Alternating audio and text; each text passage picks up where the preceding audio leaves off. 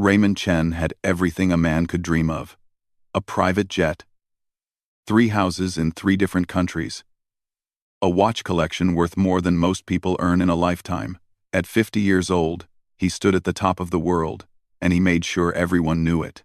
He owned one of the most famous hotel chains in America. 22 luxury hotels spread across the country, each one more beautiful than the last. People paid thousands of dollars just to sleep one night in his rooms. Presidents had stayed in his suites. Movie stars held their weddings in his ballrooms. His name was printed in gold letters on buildings that touched the sky. But Raymond had not always been rich. That was what made him so proud.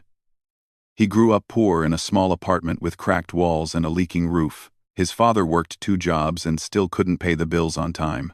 Raymond remembered eating the same cheap noodles for dinner, night after night. While other kids in school talked about vacations and new toys, he swore to himself that one day he would never feel poor again. And he kept that promise. By the time he turned 30, he had made his first million. By 40, he was worth 100 times that. Now, on the night of his 50th birthday, he was throwing himself a party that the whole city would remember. The grand ballroom of his flagship hotel in New York glowed like something out of a fairy tale. Crystal chandeliers hung from the ceiling, each one worth more than a house. The floor was polished so bright you could see your reflection in it. Fresh flowers had been flown in from Holland that very morning. A 12-piece orchestra played soft music in the corner, while waiters in white gloves carried trays of champagne that cost $500 a bottle. 300 guests filled the room. These were not ordinary people. They were billionaires, politicians, celebrities, and business leaders. The kind of people whose names appeared in newspapers and whose faces showed up on television. They had all come to celebrate Raymond, to shake his hand, to tell him how wonderful he was, and Raymond loved every second of it. He moved through the crowd like a king walking through his kingdom. He shook hands firmly. He laughed at jokes that weren't funny. He accepted compliments with a smile that showed his perfect white teeth. Everything was going exactly as planned. Then he saw her. She was standing near the grand piano at the far end of the ballroom. At first, Raymond thought she was a guest who had wandered too close to the instrument, but then he looked more carefully, and something didn't fit. Her dress was simple. Too simple. It was clean and neat, but the fabric was thin, and the color had faded from too many washes. Her shoes were plain black flats, the kind you could buy for $20 at any store. Her hair was pulled back in a tight ponytail, practical rather than stylish. She wore no jewelry, no makeup, nothing that sparkled or shined. She did not belong here. That much was obvious. Raymond snapped his fingers at one of his security guards. The large man in the black suit immediately walked toward the woman. But before he could reach her, she turned and looked directly at Raymond. Their eyes met across the crowded room. There was something strange about the way she looked at him. She wasn't scared. She wasn't embarrassed. She wasn't trying to hide or run away. She just stood there, calm and still, like she had every right to be in that room. It annoyed him. Raymond walked toward her, his security guard following close behind. The guests nearby stopped their conversations to watch. They could sense something interesting was about to happen. The woman was younger than Raymond had first thought. Maybe late 20s. Her face was tired, with dark circles under her eyes that suggested she had not slept well in a long time. Her hands were rough, with short fingernails and dry skin. Working hands, the hands of someone who cleaned and scrubbed and lifted heavy things. Raymond suddenly realized who she was. Not a guest who had snuck in. Not a stranger off the street. She was one of his employees. A housekeeper, probably. Someone who made beds and folded towels and emptied trash cans in the rooms upstairs. The thought almost made him laugh. A cleaning lady, standing next to his $200,000 piano, surrounded by the richest people in the city. He stopped a few feet away from her and crossed his arms over his chest. His security guard stood ready to escort her out. "Can I help you?" Raymond asked. His voice was cold, the way he spoke to people who were wasting his time. The woman did not flinch. She clasped her hands in front of her and spoke in a soft voice, with a slight accent he couldn't quite place. "I know this is not my place, sir," she said. "But I heard it is your birthday. I wanted to ask if I could play something for you." On the piano. For a moment, Raymond just stared at her. Then he burst out laughing. It was not a kind laugh. It was sharp and mocking. The kind of laugh that was meant to hurt. A few guests nearby chuckled along with him. Not because they found it funny, but because they thought they were supposed to. "You want to play my piano?" Raymond said, still laughing. "You? Do you have any idea how much this instrument costs?" "It's a Steinway. It's worth more than you'll make in the next 20 years. The woman said nothing. She just waited. Raymond shook his head, still grinning. "Let me guess. You took a few lessons when you were a kid? Maybe you learned to play Twinkle Twinkle Little Star? And now you think you can come to my party and put on a show?" Some of the guests laughed louder now. They were enjoying the entertainment. A few of them pulled out their phones, hoping to capture the embarrassing moment. The woman's expression did not change. There was no anger in her eyes. No shame. No tears. Just a quiet patience that Raymond found deeply irritating. It was the look of someone who knew something he didn't. "I understand if you say no," she said calmly. "I only wanted to ask. It is your birthday, and birthdays deserve music." Something about those words stuck in Raymond's mind. Birthdays deserve music. It was such a simple, honest thing to say. For just a second, he felt something stir inside him. A memory. Maybe a feeling from long ago, but he pushed it away. He was Raymond Chen. He didn't have time for feelings, especially not from some housekeeper who had forgotten her place. He looked around at his guests. They were all watching, waiting to see what he would do. This was his moment. His party. His rules. A cruel idea formed in his mind. "You know what?" he said, spreading his arms wide. "Fine, go ahead, play something for us." The crowd murmured in surprise. The security guard looked confused. Raymond smiled, but there was no warmth in it. "Let's see what the cleaning lady can do. This should be good for a laugh." He stepped aside and gestured toward the piano like he was inviting her to her own humiliation. The woman looked at him for a long moment. Then, without a word, she walked to the piano and sat down on the bench. The room fell silent. 300 people held their breath, phones raised, ready to record whatever disaster was about to happen. Raymond crossed his arms and waited for the embarrassment to begin. He had no idea that in the next few minutes, his entire life was about to change. The woman sat perfectly still on the piano bench. Her back was straight. Her shoulders were relaxed.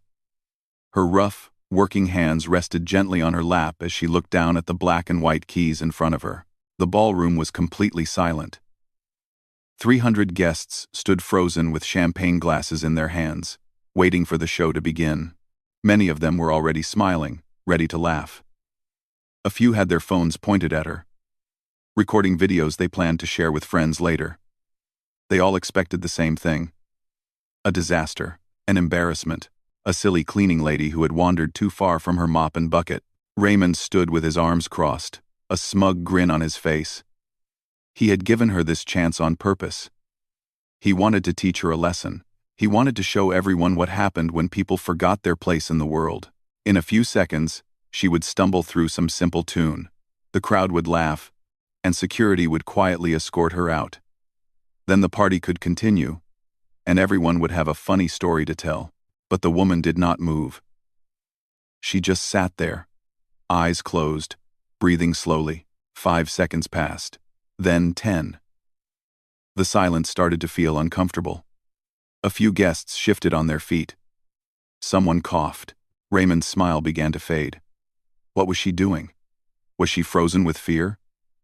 Had she finally realized her mistake? He was about to say something, about to tell security to just take her away, when she finally moved. Her hands rose from her lap and floated above the keys like birds preparing to land. There was something different about her now. Something Raymond could not explain. The tired cleaning lady seemed to have disappeared. In her place sat someone else entirely. Someone who belonged at that piano more than anyone he had ever seen.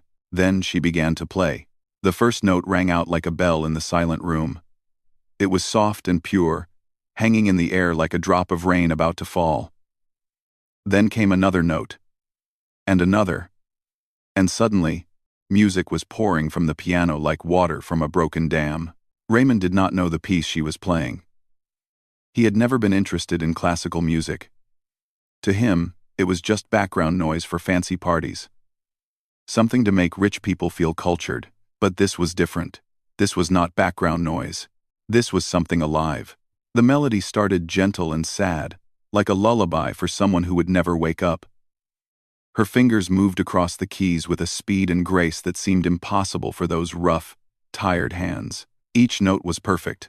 Each phrase flowed into the next, like verses of a poem written in a language older than words.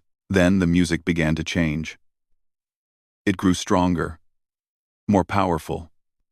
The soft sadness turned into something fierce and desperate. Her hands flew across the keyboard, pulling sounds from the instrument that Raymond had never heard before. It was like watching a storm build over the ocean.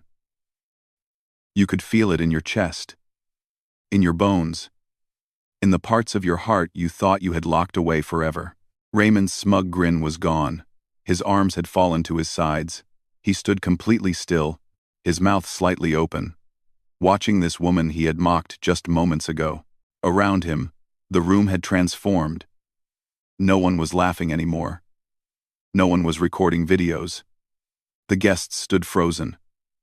Not from boredom or anticipation, but from something much deeper. The music had reached inside them and grabbed hold of something they had forgotten they had. A woman near the front of the room began to cry. Tears rolled down her cheeks, and she did not bother to wipe them away. She was a powerful CEO who had fired hundreds of people without feeling a thing, but now she stood weeping like a child who had just lost her favorite toy. An old man in an expensive suit closed his eyes and pressed his hand against his chest. He was remembering his wife, who had died 3 years ago. They used to dance together in their kitchen every Sunday morning. He had not thought about those mornings in a very long time. Now, suddenly, he could almost feel her hand in his again. A young businessman gripped his champagne glass so tightly it nearly shattered. He was thinking about his father, who had worked himself to death to give him a better life. They had never said "I love you" to each other. Now his father was gone, and those words would never be spoken. The music did this to everyone.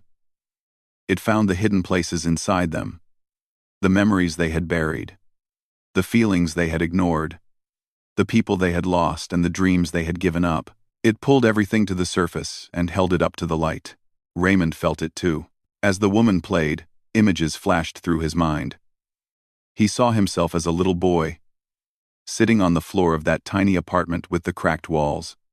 His mother was at the old upright piano they had bought from a neighbor for $50. She was teaching him to play his first song.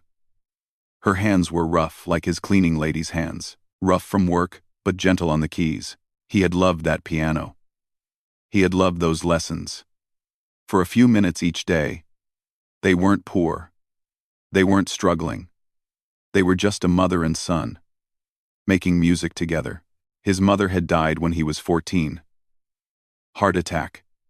Quick and sudden, like a candle blown out by the wind. After the funeral, Raymond had never touched a piano again. He had packed away that part of his life and buried it so deep he thought it was gone forever. But it wasn't gone. It was still there, waiting. And this woman's music had found it. Raymond felt something wet on his cheek. He reached up and touched it. A tear.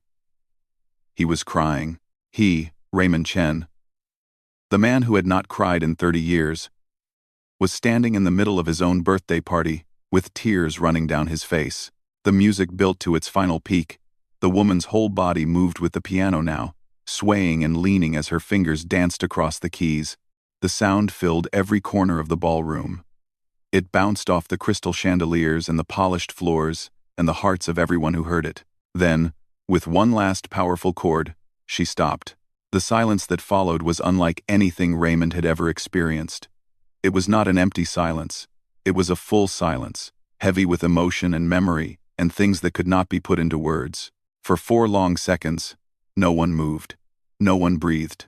The whole world seemed to hold still. Then someone started clapping. It began with one person, then spread like fire through dry grass. Within moments, the entire ballroom erupted in applause. 300 of the richest, most powerful people in the city were cheering and clapping and wiping tears from their eyes. Some were standing on their toes to see her better. Others were shouting bravo like they were at the opera. The woman rose from the piano bench. She did not smile. She did not bow. She simply stood there for a moment, looking out at the crowd with that same calm expression she had worn all night. Then she nodded once, a small and humble gesture, and turned toward the service exit at the back of the room. Raymond watched her walk away. His feet felt frozen to the floor. His mind was spinning with questions. Who was she? Where had she learned to play like that? What was a woman with that kind of talent doing cleaning hotel rooms? He wanted to call out to her. He wanted to stop her. But the words would not come. By the time he finally found his voice, she had already slipped through the service door and disappeared into the hallway beyond. The party continued around him. Guests were talking excitedly about what they had just witnessed. The orchestra started playing again. Waiters resumed serving champagne, but Raymond could not move. He stood alone in the middle of his own celebration, surrounded by hundreds of people, feeling more lost than he had ever felt in his life. He did not sleep that night.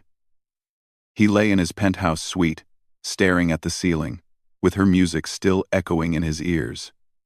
Every time he closed his eyes, he saw her hands moving across the keys. He saw the tears on his guests' faces. He saw his mother at that old piano, smiling at him while she played. By the time the sun rose over New York City, Raymond had made a decision. He needed to find out who she was. He needed to understand how someone with that much gift had ended up invisible, working in the shadows of his hotel while he partied above her. He picked up his phone and called his assistant. The search for the cleaning lady had begun. Raymond's assistant arrived at his penthouse by 7 in the morning. She found her boss sitting by the window, still wearing his clothes from the night before. He had not showered. He had not eaten. He had spent the entire night thinking about the woman at the piano. The assistant had worked for Raymond for 8 years. She had seen him angry. She had seen him stressed. She had seen him close million-dollar deals without blinking. But she had never seen him like this. He looked haunted, like a man who had just seen a ghost. He did not waste time with small talk. He told her exactly what he needed. Find out everything about the housekeeper who played the piano last night. Everything. Her name, her history, where she came from, how she ended up working in his hotel. He wanted a complete file on his desk by the end of the day. The assistant nodded and got to work. It did not take long to find basic information. The woman's name was Lucia Reyes. She was 29 years old. She had been working at the hotel for almost 2 years. Always on the night shift, her employee reviews were excellent. She was quiet, reliable, and hard-working. She never complained. She never caused problems. She was the kind of worker who did her job perfectly and then disappeared into the background. But Raymond wanted more than basic information. He wanted to understand how someone who played piano like an angel had ended up scrubbing toilets and changing bedsheets in his hotel. So his assistant dug deeper. She made phone calls. She searched records. She reached out to contacts in other countries. Piece by piece, the story of Lucia Reyes began to come together. By late afternoon, a thick folder landed on Raymond's desk. He opened it with trembling hands and began to read. Lucia was born in a small town in Venezuela. Her family was poor, like most families in that area. Her father worked in a factory. Her mother cleaned houses for wealthy families across town.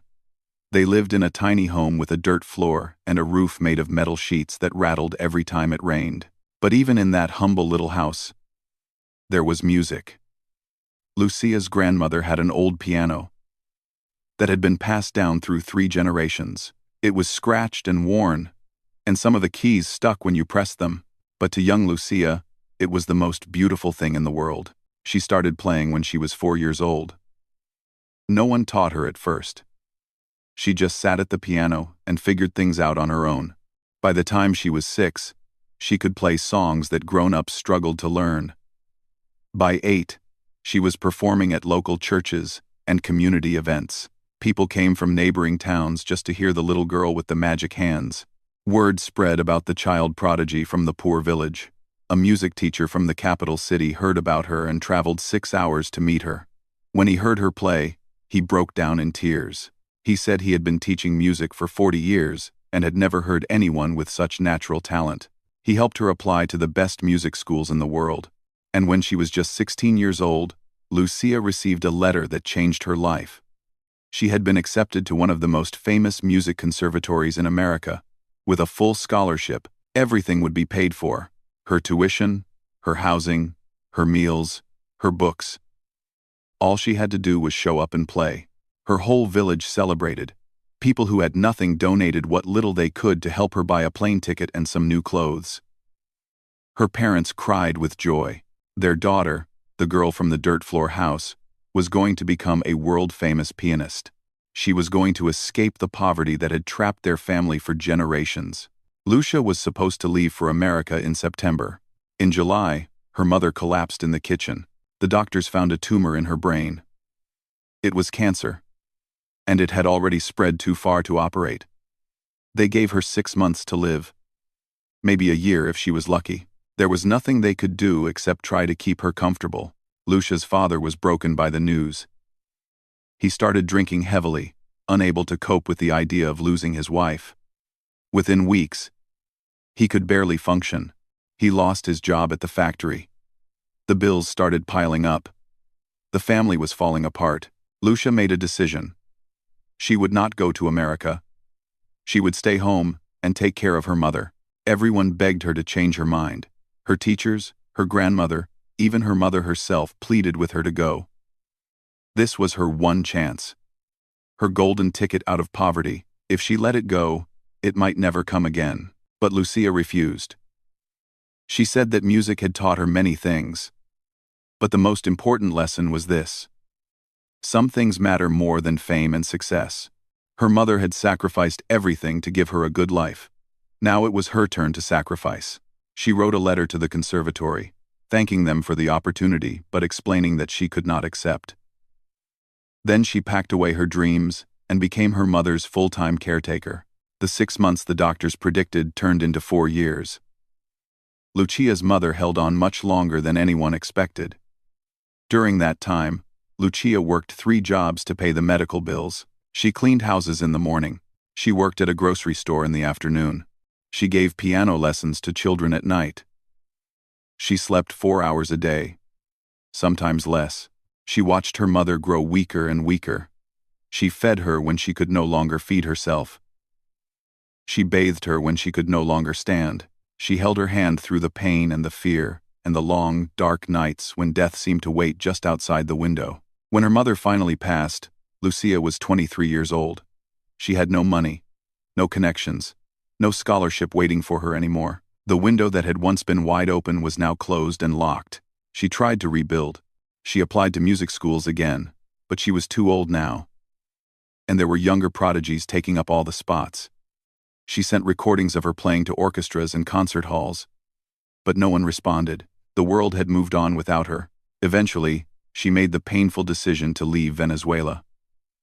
There was nothing left for her there, except memories and graves. She used the last of her savings to buy a one-way ticket to New York City, the place where her dreams had once been headed. She arrived with $200 in her pocket and no plan. She slept in shelters. She took any job she could find. And finally, she got hired as a night shift housekeeper at a luxury hotel owned by a billionaire named Raymond Chen. Every night, she cleaned the rooms of people who had more money than she would ever see. She vacuumed their floors and washed their dishes and made their beds with perfect hospital corners. And sometimes, late at night, when the hallways were empty and quiet, she would sneak into the ballroom and sit at the grand piano. She never played. She just sat there, running her fingers over the keys, remembering the girl she used to be. Raymond closed the folder. His hands were shaking. His eyes were wet. He thought about how he had laughed at her. How he had mocked her in front of 300 people. How he had called her a cleaning lady and told her to stick to her mop and bucket. She had given up everything to take care of her dying mother. She had sacrificed the life she was meant to have out of love and duty, and a sense of what truly mattered. And he had treated her like she was nothing. Raymond stood up and walked to the window. The city stretched out below him, millions of lights twinkling in the darkness. He had spent his whole life climbing to the top, stepping on anyone who got in his way. He had told himself that success was the only thing that mattered, that money was the only measure of a person's worth. But standing there, holding that folder, he realized something that made his stomach turn. Lucia Reyes, the cleaning lady with the rough hands and the faded dress, was a better person than he had ever been. She had real courage, real love, real sacrifice, and he had laughed at her. For the first time in his life, Raymond Chen was truly ashamed of who he had become. Raymond spent 2 days trying to figure out what to do. He canceled all his meetings. He ignored phone calls from business partners and investors. He barely ate. He just sat in his penthouse, reading that folder over and over again, thinking about Lucia Reyes and everything she had been through. He knew he had to do something. He could not just go back to his normal life and pretend nothing had happened. That night at the piano had cracked something open inside him, and the story in that folder had broken it wide apart. He needed to make things right. But how? What could he possibly offer someone like her? The answer seemed obvious. Money. He had more money than he could ever spend. He could give her everything she had lost.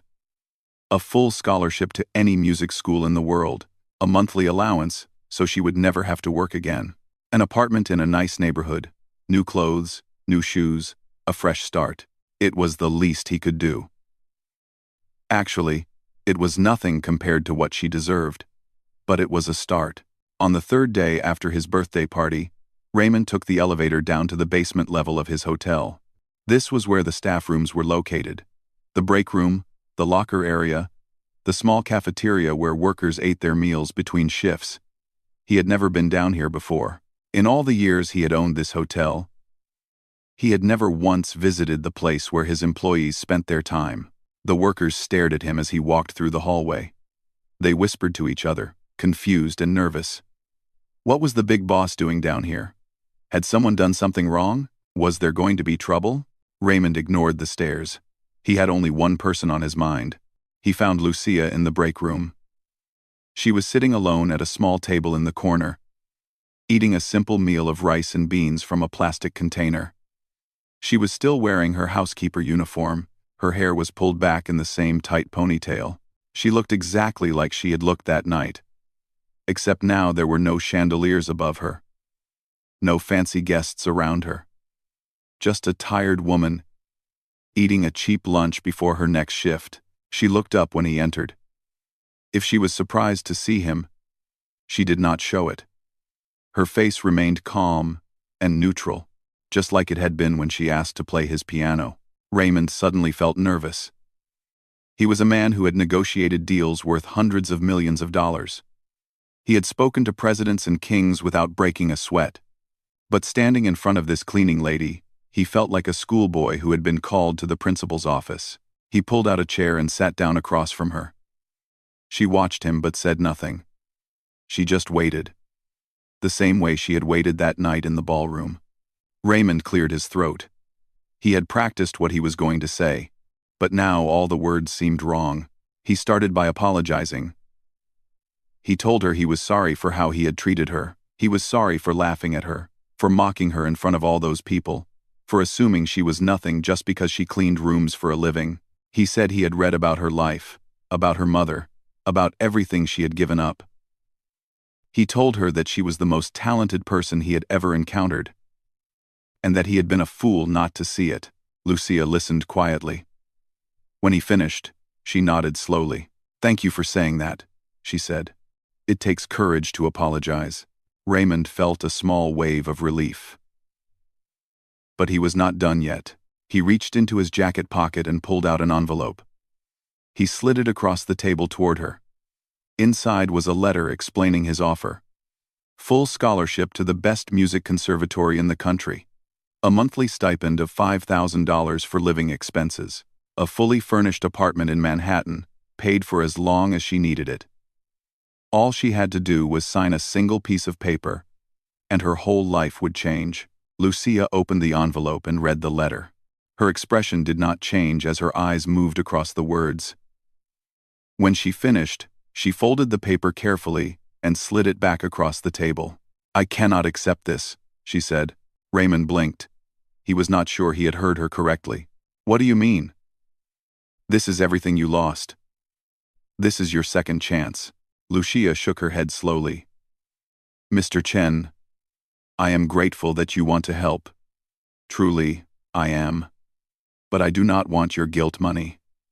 The words hit Raymond like a punch to the stomach. Guilt money. Is that what this was? He wanted to argue, to explain that it was more than guilt, that he genuinely wanted to help her. But deep down, he knew she was right. He was trying to buy his way out of feeling bad. He was trying to write a check and make the shame disappear. "Then what do you want?" he asked. His voice was quiet now, almost pleading. "There must be something I can do. Something that would actually matter to you." Lucia was silent for a long moment. She looked down at her hands, those rough and tired hands that had once been destined for concert halls. When she looked up again, there was something different in her eyes. A spark of hope, maybe. Or perhaps just the courage to ask for something she had wanted for a very long time. "There is something," she said slowly, "but it is not for me." She began to tell him about her weekends. Every Saturday and Sunday, when she was not working at the hotel, Lucia traveled to a poor neighborhood in the Bronx. There was a community center there, an old building with cracked windows and a leaking roof. It reminded her of the house where she grew up. Inside that building, she taught piano to children. There were 43 of them now. Kids from families who could not afford music lessons.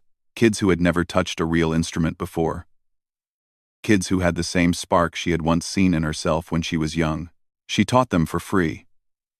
She had been doing it for almost 2 years, ever since she arrived in New York. It was the only thing that made her feel like herself again. When she watched those children discover music for the first time, when she saw their eyes light up as they played their first song, she remembered why she had fallen in love with the piano all those years ago. But the community center was falling apart. The instruments were old and broken. Half the piano keys did not work properly. There was no funding, no support, no one who cared about a bunch of poor kids trying to learn music in a forgotten corner of the city. Lucia looked Raymond directly in the eyes. "You want to change something, Mr. Chen? Change it for them. Those children still have time. Their windows are still open. Help me give them the chance I never got." Raymond sat in silence. He had come down here expecting to hand her a check and feel good about himself. He had expected her to cry with gratitude, to thank him over and over, to tell him he was a generous and wonderful man. Instead, she had refused his offer and challenged him to do something real. He thought about those 43 kids in the Bronx. Kids like he had been, growing up poor with nothing but dreams. Kids like Lucia had been, full of talent but trapped by circumstances beyond their control. How many of them would end up like her? How many would have their windows close before they ever got a chance to fly through? He thought about all the money he had spent on things that did not matter. Private jets and luxury watches and champagne that cost $500 a bottle. He had spent more on his birthday party than most people earned in a year. And for what? To impress people who did not really care about him? Lucia was still watching him, waiting for his answer. Raymond took a deep breath. For the first time in a very long time, he felt something stir in his chest. Not pride, not ambition. Something warmer and more frightening. Purpose. He looked at Lucia and nodded slowly. "Tell me more about these kids," he said. "Tell me everything." And for the next 2 hours, sitting in that tiny break room in the basement of his own hotel, Raymond Chen listened. Really listened. For the first time in years, he was not thinking about money or power or success. He was thinking about 43 children who deserved a chance. By the time he left that room, he had made a decision that would change not just his life, but the lives of hundreds of people he had never met. The cleaning lady had given him something no amount of money could buy. She had given him a reason to be better. 1 year later, on a cold Saturday morning in November, a crowd gathered outside a brand new building in the South Bronx. The street had been blocked off for the occasion. News cameras lined the sidewalk, Reporters spoke into microphones while photographers snapped pictures of the guests arriving. But this was not a party for billionaires and celebrities. The crowd was filled with families from the neighborhood. Mothers holding babies. Fathers with children on their shoulders. Grandparents who had lived in this community their whole lives. They had all come to witness something they never thought they would see. A state-of-the-art music center, built right in the heart of their forgotten neighborhood. The building was beautiful. 3 stories of glass and brick, with wide windows that let the sunlight pour in. Inside, there were 12 practice rooms, each one soundproofed and equipped with brand new instruments. There was a recording studio, a small concert hall with 200 seats, and a library filled with music, books, and sheet music from around the world. Everything was modern, clean, and designed with one purpose in mind: to give children a place where they could discover the magic of music. Above the front entrance, carved into stone, were the words, "The Lucia Reyes Center for Music." Lucia herself stood near the door, greeting families as they arrived. She was not wearing her old faded dress anymore. She had on a simple blue outfit that she had bought for the occasion. Her hair was still pulled back in a ponytail, but today there was a small flower tucked behind her ear. A gift from one of her students. She smiled at everyone who passed, but her eyes were wet with tears she was trying very hard to hold back. 1 year ago, she had been a cleaning lady who played piano in secret. Today, she was the director of a music center that would change hundreds of lives. Raymond had kept his promise. Actually, he had done far more than anyone expected. After their conversation in the hotel basement, he had thrown himself into the project with an energy that surprised everyone who knew him. He did not just write a check and walk away. He got personally involved in every detail. He met with architects and designers. He visited the old community center and talked to the children who practiced there. He sat in on Lucia's weekend lessons and watched her teach with a patience and love that he had never seen in any business leader. He learned the names of all 43 kids. He learned their stories. He learned which ones had single parents working 3 jobs. He learned which ones had never owned anything brand new in their lives. He learned which ones had real talent and which ones just needed someone to believe in them. And slowly, something inside Raymond began to change. He started spending less time in boardrooms and more time in the Bronx. He canceled trips to Europe so he could attend student recitals. He stopped buying expensive watches and started donating to music programs across the city. His business partners thought he had lost his mind. His accountant begged him to slow down. But Raymond did not care what anyone thought anymore. For the first time in his life, he understood what it meant to use his money for something that actually mattered. Now, standing in the crowd at the opening ceremony, Raymond watched as Lucia took the small stage that had been set up outside the building. She looked nervous, which made him smile. This was a woman who had played piano in front of 300 wealthy strangers without flinching. But speaking into a microphone in front of her own community, that was different. Lucia cleared her throat and began to speak. She thanked the families who had trusted her with their children. She thanked the volunteers who had helped make this day possible. She thanked the neighborhood for believing that a place like this could exist in a corner of the city that the rest of the world had forgotten. Then she told them her story. She spoke about growing up poor in Venezuela, about her mother and the sacrifice she had made, about the scholarship she gave up, and the years she spent wondering if she had made the right choice, about arriving in New York with nothing but $200 and a broken dream. The crowd listened in complete silence. Some of the mothers wiped tears from their eyes. Some of the fathers nodded slowly, recognizing pieces of their own struggles in her words. Then Lucia said something that made everyone lean forward. "I used to think that my dream had died," she said. "I used to believe that my window had closed forever. But I was wrong. Dreams do not die. They just change shape. I was never meant to be a famous concert pianist. I was meant to be here, with all of you, helping your children find their own music." She paused and looked out at the crowd. "My mother once told me that the most beautiful songs are not the ones we play for ourselves. They are the ones we teach others to play."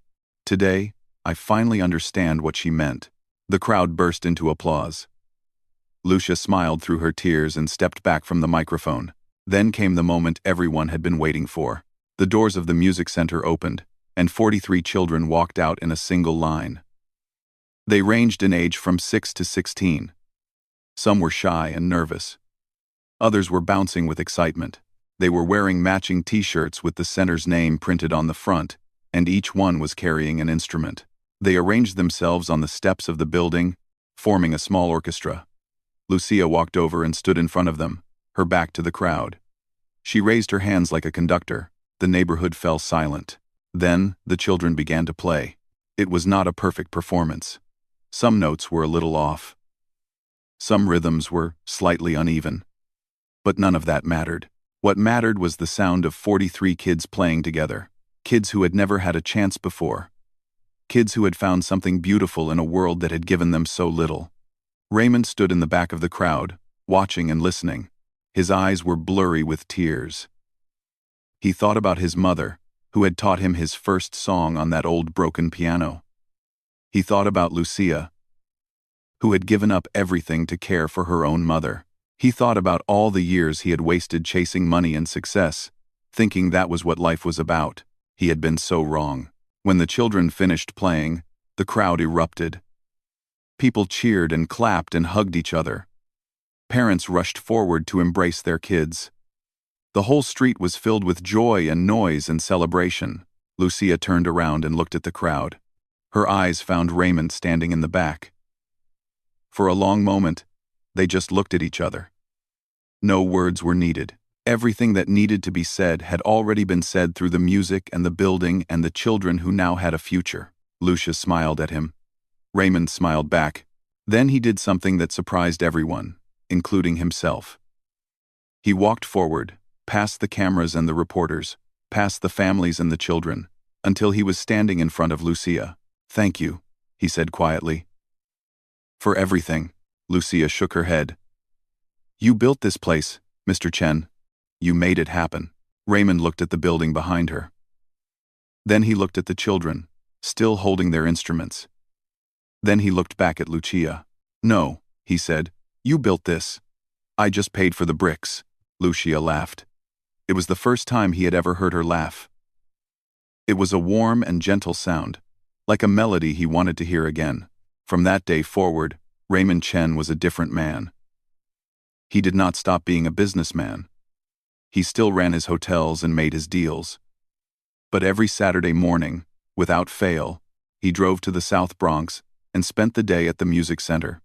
He helped kids with their homework. He taught them about budgets and business plans. He listened to their concerts and cheered the loudest when they performed. He never missed a single Saturday for the rest of his life. And Lucia? She never became a famous pianist. She never played in grand concert halls or recorded albums that sold millions of copies. But she did something far more important. She created dozens of musicians who went on to do all of those things. Students from her center won scholarships to the best music schools in the world. Some became professional performers. Others became teachers themselves, spreading the gift that Lucia had given them. Her mother had been right.